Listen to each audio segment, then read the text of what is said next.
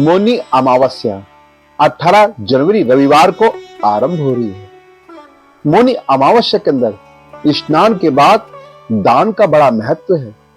दान से महापुण्य की प्राप्ति होती है। दान क्यों करें?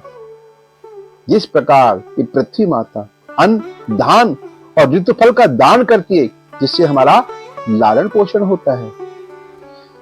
ये ब्रह्मांड की, संसार की नदियां जल का दान करती हैं, जिससे हमारी प्यास बुझती है। भगवान सूर्य देव प्रकाश का दान करते हैं, जिससे ऊष्मा प्रदान होती है। अग्निदेव ताप का दान करते हैं, जिससे यज्ञ और भोजन के द्वारा हमारी तृप्ति होती है।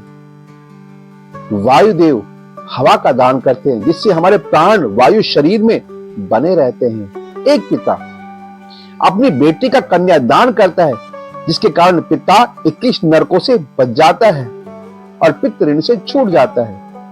इसलिए भक्तों, मौनी अमावस्या के दिन हमें भी अपने शरीर द्वारा और अपने हाथ द्वारा दान करना चाहिए, कि मानुष तन ते दुर्लभ पावा। ये शरीर बहुत दुर्लभ है और ये जीवन बार बार नहीं आता। दान करने से महापुण्य की प्राप्ति तो होती है और जीव जन्म जन्मांतर के चक्कर से छूट जाता है। मौनी अमावस्या के दिन महर्षि मनु ने कठोर तप व्रत द्वारा भगवान विष्णु, वेद और ज्ञान की प्राप्ति करी थी। इसलिए मौनी अमावस्या कहलाई जाती है।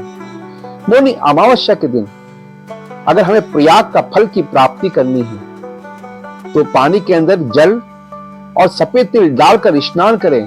प्रयाग महाकुंभ की घर बैठे ही फल की प्राप्ति हो जाती है। मौनी अमावस्या के दिन अपने पितरों का तर्पण करना चाहिए।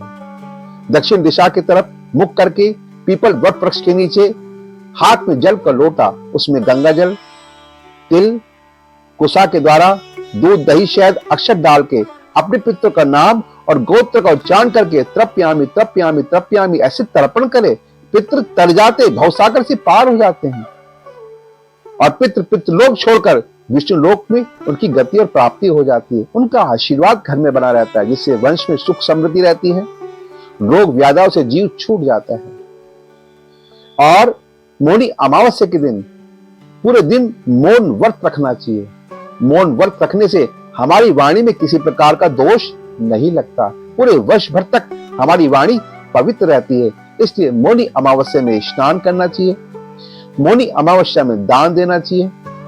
मौनी अमावस्या में अपने पितरों का तर्पण करना चाहिए और मौनी अमावस्या में स्नान करना चाहिए। इससे महापुण्य मिलता है, महा अक्षत फल की प्राप्ति होती है।